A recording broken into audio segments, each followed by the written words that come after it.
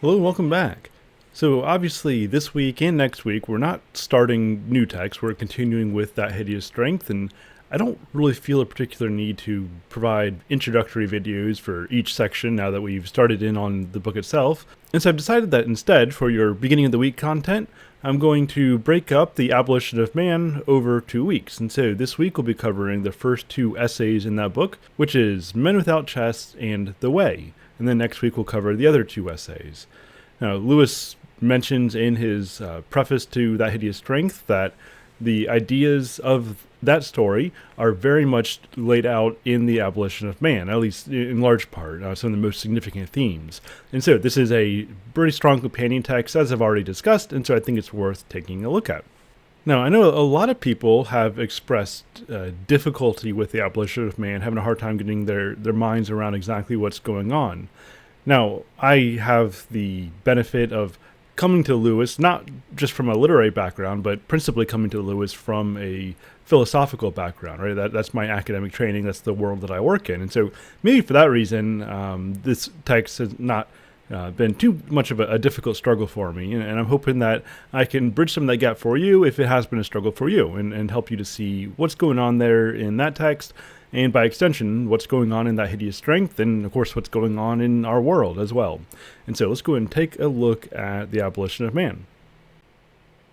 All right, now of course I had to feature this cover. It's one of the best book cover arts of all time. Now, yes, this is from an unlicensed version, but nonetheless, it is a version that you can find, that you can purchase. It just makes me laugh, but also I think it's just a good job of demonstrating the degradation of humanity into the beastly that we find through the philosophies that we're going to be talking about in this study. Okay, so at the beginning of Men Without Chests, Lewis says, in their second chapter, Gaius and Titus quote the well-known story of Coleridge at the waterfall. You remember that there were 2 tourists present, that one called it sublime and the other pretty, and that Coleridge mentally endorsed the first judgment and rejected the second with disgust. Gaius and Titus comment as follows. When the man said, "This is sublime," he appeared to be making a remark about the waterfall. Actually, he was not making a remark about the waterfall, but a remark about his own feelings. What he was saying was really, I have feelings associated in my mind with the word sublime. Or shortly, I have sublime feelings. Here are a good many deep questions settled in a pretty summary fashion, but the authors are not yet finished. They add, this confusion is continually present in language as we use it. We appear to be saying something very important about something, and actually we are only saying something about our own feelings. Now, this Green Book that we're told about, written by Gaius and Titus, in reality is The Control of Language, written by Alec King and Martin Catley. And I was able to find that full text online. I don't have the interest or time in digging into that right now. Eventually, I'd like to come around to it to get a even better grasp as to exactly what it is that Lewis is dealing with here. But in short, Gaius and Titus are providing this textbook on English language for students. But as we're going to see here, they're not just providing instruction on language. In their instruction on language, they are ultimately providing a philosophy that's being subtly brought in, Trojan horse style. And maybe Gaius and Titus don't even recognize exactly what it is that they're doing. But really what they're doing here is they are presenting the worldview of scientism, or of analytic philosophy, of naturalism. And this philosophy was very powerful, especially in Lewis's day, and we definitely see it in our own day as well. This is the idea that the only real knowledge that we can have, the only, perhaps even the only meaningful language we can have, deals with empirical realities that we can scientifically investigate. In fact, one of Lewis's contemporaries, in fact, even taught at the same college for a time with Lewis, and they even had a debate with each other, A.J. Ayer. A.J. Ayer falls into this school of thought. He said that language is only meaningful if it can be empirically verified. And so this is called verificationism. And whenever we talk about things that can't be empirically verified, such as statements of value, he says at that point, we're not actually using real language. We are essentially just emoting in the same way as if we were just kind of grunting with delight or with anger. And so statements about the value of something only actually reveals something about your personal sentiments. You're never actually talking about the world as it exists, because that comes outside the realm of empirical scientific knowledge. Therefore, it's not actually knowledge at all. And we see how this philosophy infiltrated the humanities to the point where it's just being embedded in the way we're talking about the way that language works. And so if somebody were to say that the waterfall is sublime, our Gaius and Titus are going to say that no, the waterfall is not sublime. All you're saying is you have sublime feelings when you are experiencing or when you are looking at the waterfall. But the word sublime cannot actually extend to the waterfall itself. And this whole exchange very much reminded me of this scene right here. Good morning. What do you mean? Do you mean to wish me a good morning, or do you mean that it is a good morning whether I want it or not? Or perhaps you mean to say that you feel good on this particular morning? Or are you simply stating that this is a morning to be good on? All of them at once, I suppose.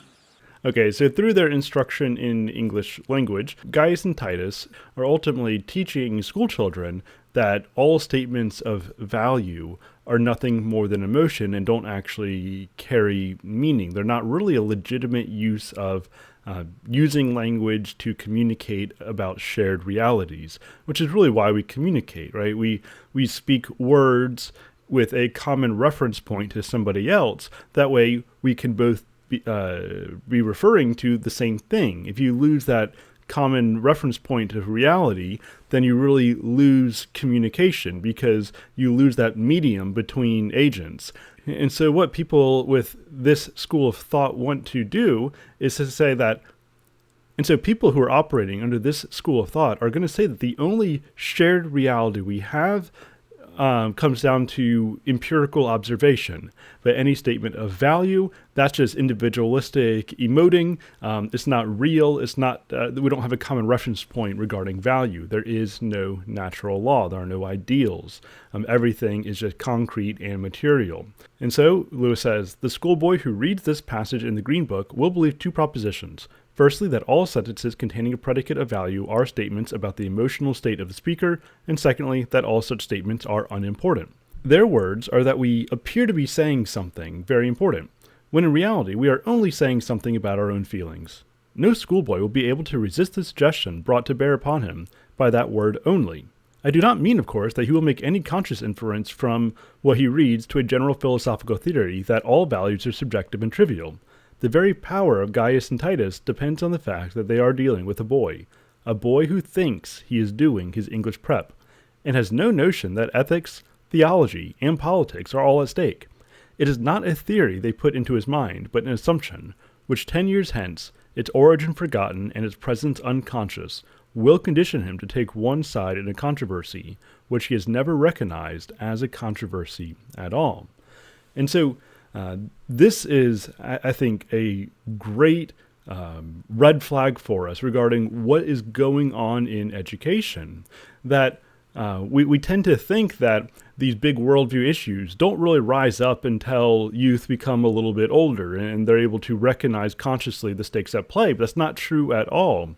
The most apparently mundane English grammar book can do great harm by shaping the way that students understand language, and the way that they understand language is going to directly shape the way that they're relating to their world, because that's what language does. It helps us to relate to the world. And so we need to be aware of the philosophy that's embedded in these early grammar books, these early books on English language, and as well as just the humanities in general, because the humanities, consciously or unconsciously, are putting forth an idea as to what it means to be human. How do we live in this space that we occupy? And Gaius and Titus are pushing students in a particular direction, namely in discounting all idea of value as nothing more than irrational emotion. As Lewis says, I must for the moment content myself with pointing out that it is a philosophical and not a literary position. In filling their book with it, they have been unjust to the parents or headmaster who buys it, and who has got the work of amateur philosophers where he expected the work of professional grammarians.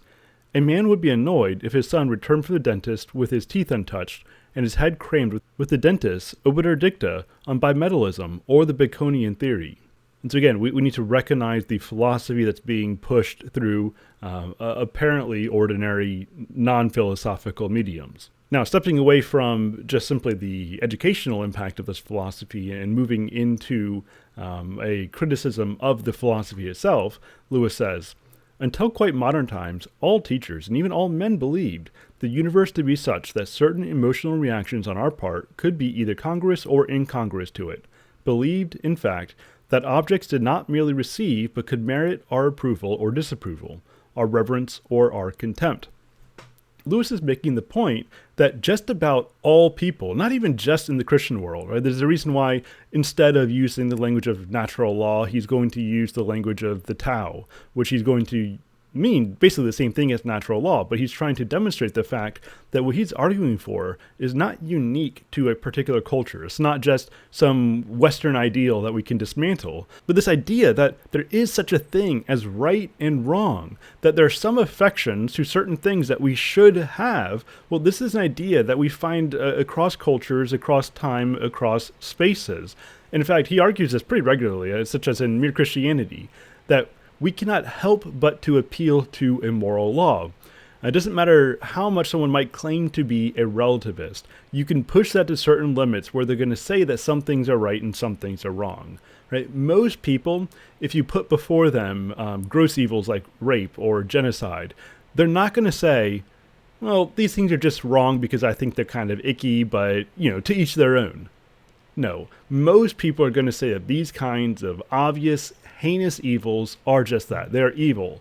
Or even if they're afraid of using that language, they'll say they're wrong, and they'll say that they should be stopped, that rapists should be punished because they violated some kind of moral law. Even if in another context, that same person might say there is no moral law. They don't really believe that.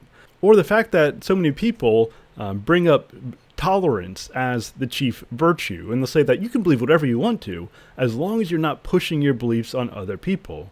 But the problem is, they're then appealing to a law that stands between us, that we shouldn't push our beliefs onto other people.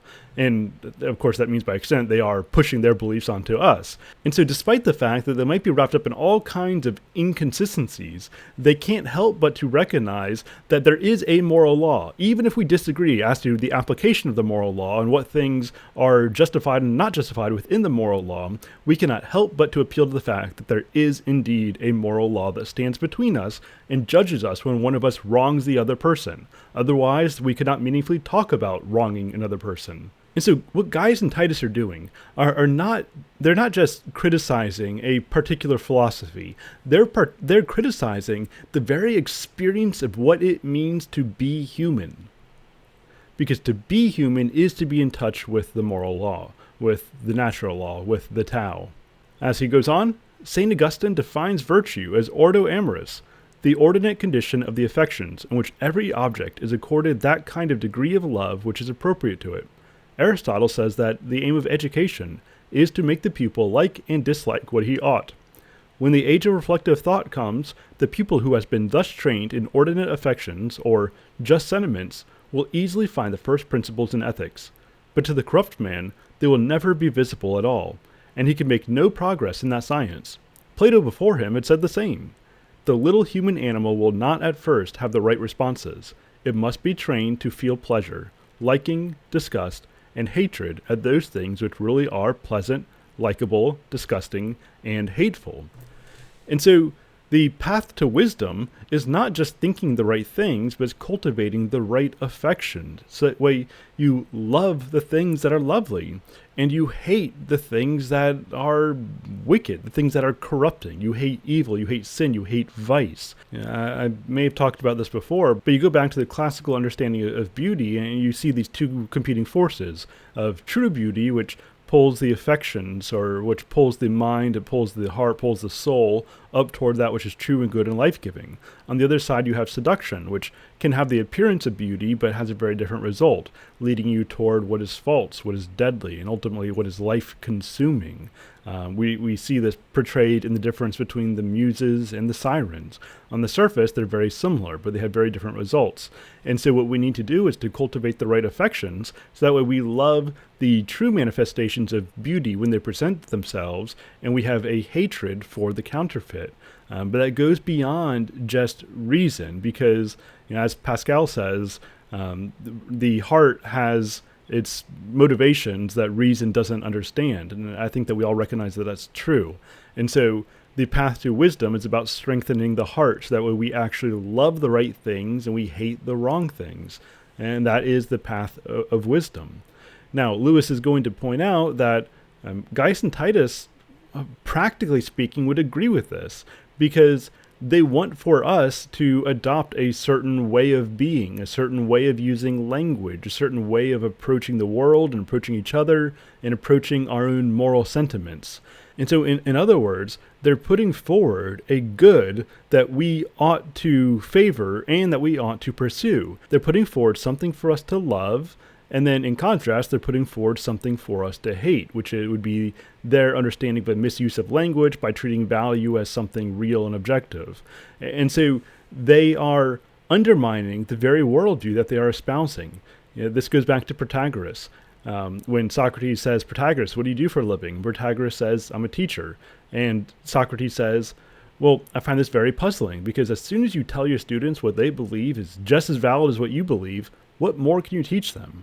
As soon as you spout out the view of the relativism, as soon as you say that there is no absolute truth, well, you're then attempting to impose an absolute truth on other people. It's self-defeating. It breaks the law of non-contradiction given to us by Aristotle, which is another way of saying that it is quite literally nonsense. And so at the same time, they're trying to say that language of value is irrational. They are cutting out the very reason for believing their own argument, which they believe to be valuable. And so it's nonsense. It leads into a void. And this gets to some of the major themes we've been seeing throughout the Ransom series, especially regarding this worldview of naturalism or scientism, where science is trying to play philosophy. And in so doing, it's trying to deal with value, it's trying to deal with ethics, which science has no way of engaging in. Right? There's no scientific experiment you can run that will tell you what you ought to value. And so whenever somebody tries to determine or to shape value through science, they're attempting to deal with something they don't have a category for understanding. They don't have a category for dealing with. And so ultimately what they're doing is they are placing value in a void, in an abyss, because there's no place for value within the scientific worldview. And when you place value in the abyss, what you get is an abyss. And so it is a march into nothingness, just as we saw from the unmanned discussion of Satan reaching into the void, because for Satan to reach forward through progress, as in progress away from the good established by God, it is literally a reach into nothingness. And so that is what Satan found. That is what the unmanned found. That is what the agents of the NICE are finding. That's what Mark will find for much of the story. It is a progress into the void, into emptiness, into things that the scientific worldview, or the attempt at a scientific worldview, can't deal with. And so what that means is it's going to be led by forces that it does not understand. And so again, just showing that he's not appealing to a particular culture, but really just to broad human experience. He says that the Chinese also speak of a great thing, the greatest thing, called the Tao. It is the reality beyond all predicates, the abyss that was before the Creator himself. It is nature. It is the way, the road. It is the way in which the universe goes on, the way in which things everlastingly emerge, stilly and tranquilly, into space and time. This conception in all its forms, Platonic, Aristotelian, Stoic, Christian, and Oriental alike, I shall henceforth refer to, for brevity, simply as the Tao. And so, again, he's getting to not a particular philosophy, not a particular ideology, but simply universal human experience that all people have recognized through their reflection on what it means to be human. And so, operating under the Tao, operating in reference to natural law, he says that To say that the cataract is sublime means saying that our emotion of humility is appropriate or ordinate to the reality, and thus to speak of something else besides the emotion, just as to say that a shoe fits is to speak not only of the shoes, but of feet. But this reference to something beyond the emotion is what Gaius and Titus exclude from every sentence containing a predicate of value. And so, operating under this Tao model, we see that to say that the waterfall is sublime is to make a statement about the waterfall, namely that a right relationship to the waterfall will instill a sense of the sublime in us as we participate in the beauty that the waterfall expresses, the beauty and the power that it expresses. And so there is a real value to beauty. Beauty is real. And here's the thing, we all know that beauty is real. Even those who say it's an artificial construct don't really believe that. For example, I teach at a public university, and most of the students take some form of relativism, say that there is no beauty, it's all a social construct or individual opinion, blah, blah, blah. But last semester, I took them to the art museum, and I had them figure out which pieces of art speak to them, what do they find particularly beautiful, and then which ones do they not find beautiful, what do they not find appealing. And almost all of them said that the most beautiful art or some kind of classical painting or even a Renaissance oil painting or something like that, something that had great depth, something that had great substance behind it, something that obviously spoke to a transcendent reality.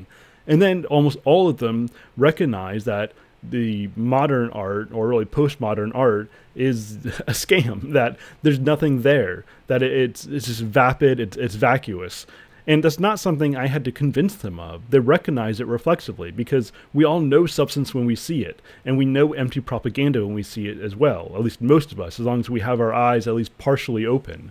And so we know that beauty is not entirely subjective. If somebody watches a glorious sunrise and comes out saying it was boring, well, then that actually reveals that there's something wrong in them. Just as Lewis says in The Abolition of Man, that he doesn't particularly like being around kids, but he recognizes that that's a fault in him, that there's something wrong in him because he doesn't have the preference that he should for valuing children, for valuing being with children. And so when Lewis says that, okay, the waterfall should instill within us a certain feeling when we are rightly related to the waterfall and everything that it contains, what he's saying is that there is this universal realm of values that we all inescapably are related to, and we know that we are related to it if we are willing to be at all self-conscious of our experience in the world. These are things that you can't avoid entirely.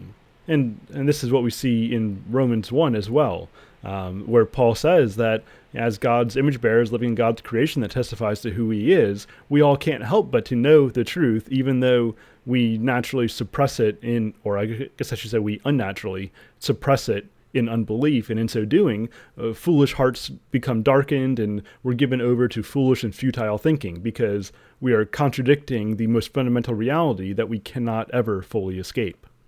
And because we're not able to recognize value as a legitimate point of reference for our language, we can't even meaningfully talk about what we should be as humans. We can't really talk about what human nature is.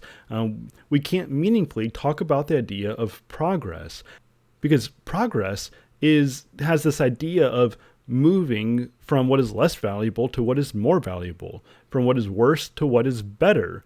But if we aren't able to talk meaningfully about values, if value isn't real beyond our emotional sentiment, then we have no realm to talk about progress. We can't even talk about why we should use the right kind of language, why we should value the kind of language that Gaius and Titus are giving to us. So again, this is a philosophy that cuts itself off at the feet. And the idea of education itself doesn't really make sense with this philosophy. Just like when Divine says that the NICE is aiming to make it a more efficient man, despite the fact that they reject ideals. And so the question remains, what mans can be more efficient at doing what, at being what? And that's something that they simply can't answer, which again leads us into progress into the void. And thus, Lewis goes on. Hence, the educational problem is wholly different according as you stand within or without the Tao. For those within, the task is to train in the pupil those responses which are in themselves appropriate, whether anyone is making them or not, and in making which the very nature of man consists.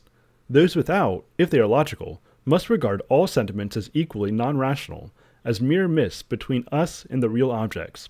As a result, they must either decide to remove all sentiments as far as possible from the pupil's mind, or else to encourage some sentiments for reasons that have nothing to do with their intrinsic justness or ordinacy. The latter course involves them in the questionable process of creating in others, by suggestion or incantation, a mirage which their own reason has successfully dissipated. And so again, they're trying to instill certain values in other people that don't have any more internal justification than the values that they claim to be debunking. And so what they're doing in the name of reason is actually something very irrational. They're simply uttering forth what they want to see manifested in the world with no clear root in nature, no clear root in reason. And so this is why he says that ultimately what they're doing is a questionable process of creating in others by suggestion or incantation a mirage which their own reason has successfully dissipated. And so this brings them into the realm of magic. And we've already seen this in Screwtape. Lewis talks about this more in The Abolition of Man.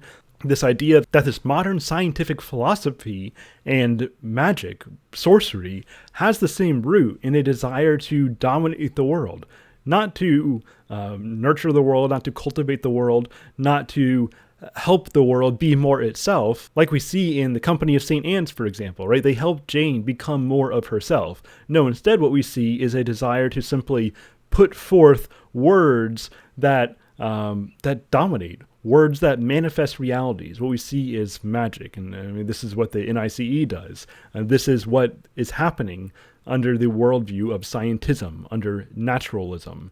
And this is what we should see every time some famous scientist makes some prescription for how we should live or how society should be directed on scientific grounds. Whenever they start giving us shoulds in the name of science, they're doing something non-scientific. They're doing something unreasonable. They are uttering an incantation. And, of course, from their worldview, there's nothing wrong with this because there's no virtue that can stand against them in judgment. There's no substance. They have no solid ground to stand on. They are floating in a void, and, well, a void doesn't cast judgment, and that's because the void is the judgment.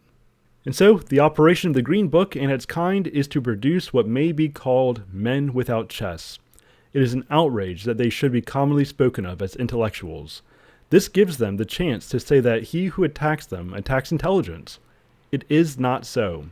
They are not distinguished from other men by any unusual skill in finding truth, nor any virginal ardor to pursue her. Indeed, it would be strange if they were. A persevering devotion to truth, a nice sense of intellectual honor, cannot be long maintained without the aid of a sentiment which Gaius and Titus could debunk as easily as any other.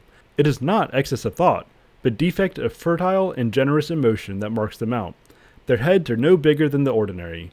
It is the atrophy of the chest beneath that makes them seem so. And all the time, such is the tragicomedy of our situation, we continue to clamor for those very qualities we are rendering impossible. You can hardly open a periodical without coming across the statement that what our civilization needs is more drive, or dynamism, or self-sacrifice, or creativity. Side note, this makes me think of Screwtape when he says that Wormtongue shouldn't make his patient think that materialism is true, right? He shouldn't teach him any kind of doctrine, even the wrong doctrine. What he needs to do is convince him that materialism is courageous or progressive.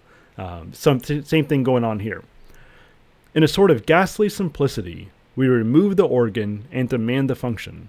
We make men without chests and expect of them virtue and enterprise.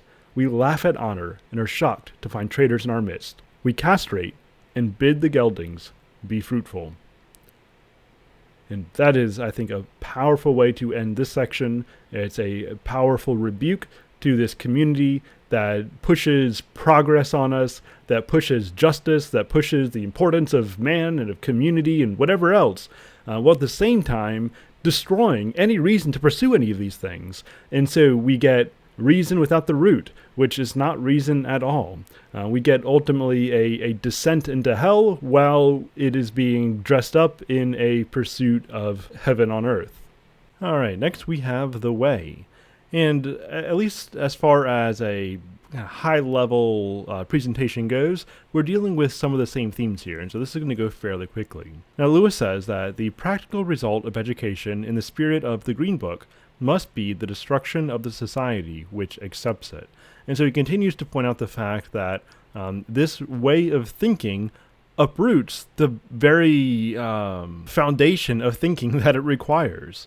And so they want to discount all values as being real, while at the same time telling us how we should act, how we should live, or at the very least, how we should use language. But whenever you're talking about should or should not, you are dealing with the domain of value. And so to even put forth any kind of education, to put forth anything as that which ought to be believed, well, now you're appealing to a transcendent value, the same transcendent value that you are discounting. And so it's self-contradictory.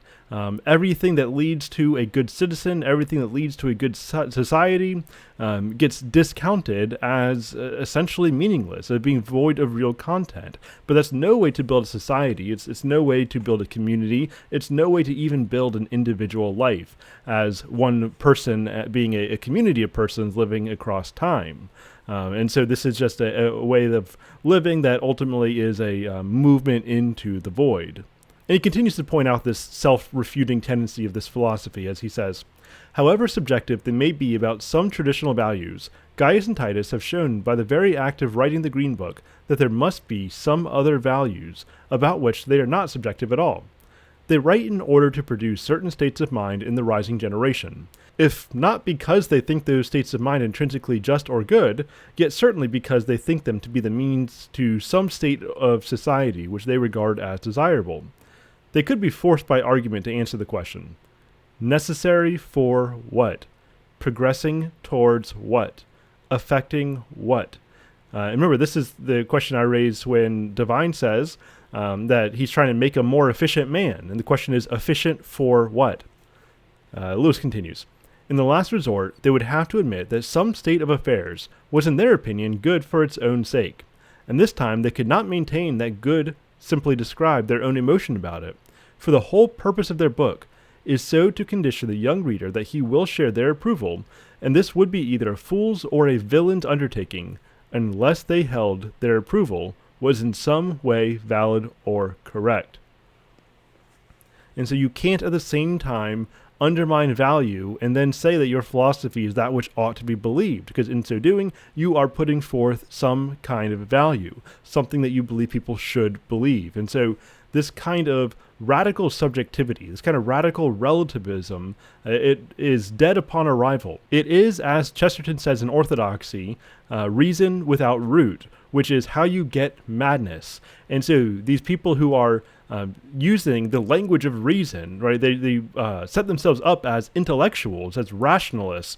Well, actually what they're doing is very unrational, or irrational rather, because they are destroying the very foundations of reason, because reason demands that we appeal to the reality of value, because to say that we should act, we should think in a certain way, we should believe a certain set of doctrines, well, whenever we make those kinds of claims, we're saying that some things are intrinsically more valuable than others, which means value is real. And in the end, where this philosophy leads is brutality, to compulsion. It's going to rely on the state. And think about how the NICE is this governmental agency that's trying to use the power of the state in order to enact its progressive philosophy on the populace. Because that's the only thing it can do, because it doesn't have goodness on its side. It doesn't have virtue on its side. All it has is power. And so it's no wonder that Lewis is using this philosophy as the driving force of his dystopian speculations. He's demonstrating the natural outworking of the ideas that have a pretty mainstream platform in our world today. This idea that there is no real value, that the only things that really exist and can be meaningfully discussed are material, empirical realities, and that everything metaphysical is off the table as a legitimate reference point for language. And so this just falls apart altogether, because without metaphysics, all of our communication falls apart as we seek to tell others what ought to be believed, right? Otherwise, we wouldn't actually be using language unless we had that presupposition in play. And so as soon as you destroy metaphysics, you really destroy language altogether. And more on this, Lewis says, in actual fact, Gaius and Titus will be found to hold with complete uncritical dogmatism the whole system of values which happened to be in vogue among moderately educated young men of the professional classes during the period between the two wars. Their skepticism about values is on the surface. It is for use on other people's values. About the values current in their own set, they are not nearly skeptical enough. And so the Gaius and Titus crowd are very likely going to say that those who hold to a traditional understanding of values as embedded in reality and understood through reason, which would be most people across time and space, as Lewis has already demonstrated, from ancient China to Greece to Rome and beyond, we've all recognized that there is something like human nature, that there are better and worse ways to live, and that the better that we live, the more free we are. Well, Gaius and Titus are going to look to that and say that, okay, this whole idea of the good is just sort of socially constructed, and it's really meaningless when you get down to the actual content of language. But really what they're doing, as we've already seen, is they're simply protecting their particular set of values without criticism, without any kind of skepticism. And then they are saying that they're trying to make man free by undermining all of the values, all of the idea of genuine progress that would actually allow men to be free. Because if Gaius and Titus are correct, and we can't meaningfully talk about value, then we can't even talk about the value of freedom. And this is when you get to Screwtape, especially in Screwtape Proposes a Toast, when he wants to encourage talk of democracy, but at the same time, he wants to empty the word democracy of any kind of meaning. He wants to empty it of any kind of reasonable understanding of freedom, any kind of reasonable understanding of equality. And what he wants us to do is empty these of any kind of legitimate values and just make them sounding points, so that the progressive democratic philosophy just sounds courageous. It sounds emboldening. It's stunning and brave, as we might say today. But what we never want to worry about are actual discussions about what is true and what is false. All we want to know is what is courageous, what is progressive, what is moving us forward. And we could certainly hear some of Weston in this. All right, moving on. A great many of those who debunk traditional, as they would say, sentimental values, have in the background values of their own which they believe to be immune from the debunking process. They claim to be cutting away the parasitic growth of emotion, religious sanction, and inherited taboos in order that real or basic values may emerge. And again, same thing.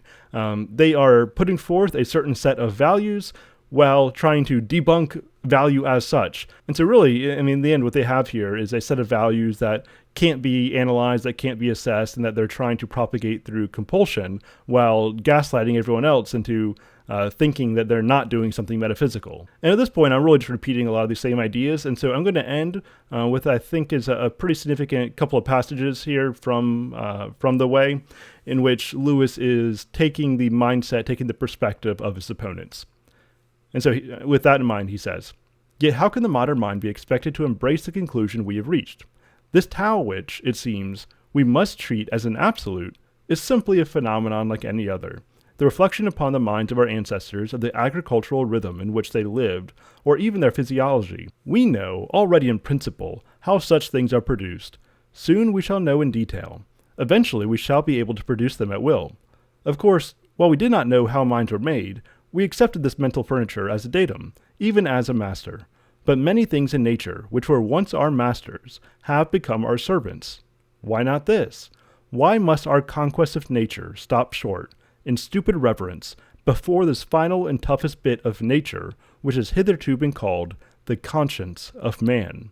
And we see a lot of this kind of thinking alive today as we move into increased integration of AI, cybernetics, Neuralink, and all that. Obviously, some good can come out of these efforts, but we have to recognize the forces that are at play here. What exactly is it that we are trying to do? Are we trying to become more enchanted? Are we trying to help man more fully reach his form? Are we trying to bring out of nature that which was always there, or are we trying to take charge of nature? Does progress simply equal what comes next? And if that's the case, then we are setting ourselves up for a hellscape. when we talk about what progress means without any kind of telos, without any kind of formal goal in mind. And then finally, and this should really hit home as we consider what we've already seen from That Hideous Strength, as well as Weston and this whole approach of scientism and progressivism and that sort of thing. He says, "You threaten us with some obscure disaster if we step outside it," that is the Tao and the natural law. "But we have been threatened in that way by obscurantists at every step in our advance, and each time the threat has proved false. You say we shall have no values at all if we step outside the Tao. Very well. We shall probably find that we can get on quite comfortably without them. Let us regard all ideas of what we ought to do simply as an interesting psychological survival. Let us step right out of all that and start doing what we like. Let us decide for ourselves what man is to be and make him into that, not on any ground of imagined value, but because we want him to be such. Having mastered our environment, let us now master ourselves and choose our own destiny."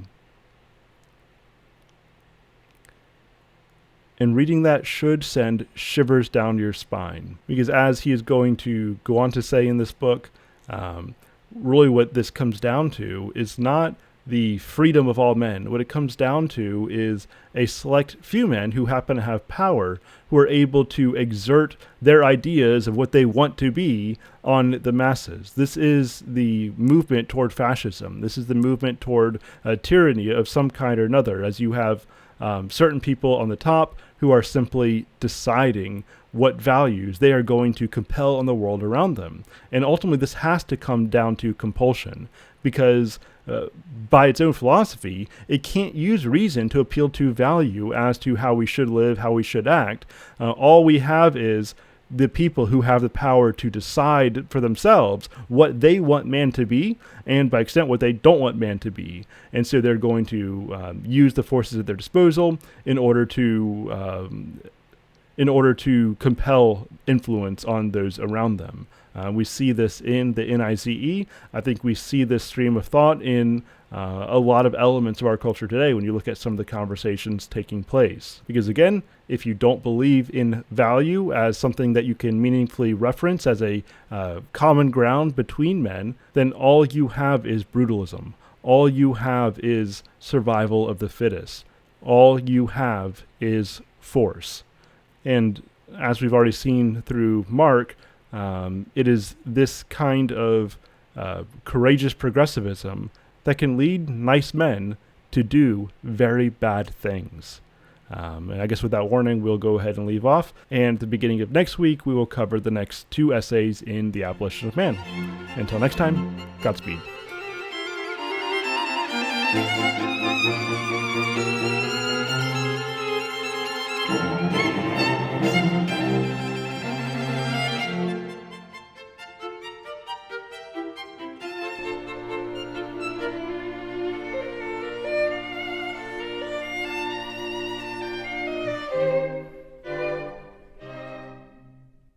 When you go to the roots of the word philosophy, you find the love of wisdom, which unfortunately is not what you find at the roots of all who call themselves philosophers. Now, how do we get here? What are the ideas that shape our world, and what can the old world tell us in response to the perennial questions of what it means to be human, what is our purpose, and what, if anything, ought we aspire to? In a brief history of ideas, we will navigate major epics of thought and survey some of the most important figures in the Western canon, including Plato, Aristotle, Boethius, Augustine, Anselm, Aquinas, Descartes, Nietzsche, Sartre, and Kierkegaard. And of course, we will consider even more names, but these are the thinkers that will supply our primary readings. Each week will include primary sources that will be provided as PDFs, although these are all texts that do belong in your personal library.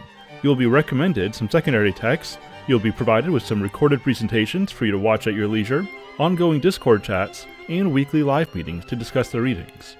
I've been teaching philosophy for many years, and I can say with confidence that you will leave this 6-week course with a better understanding of the foundations of Western thought than most contemporary philosophy majors.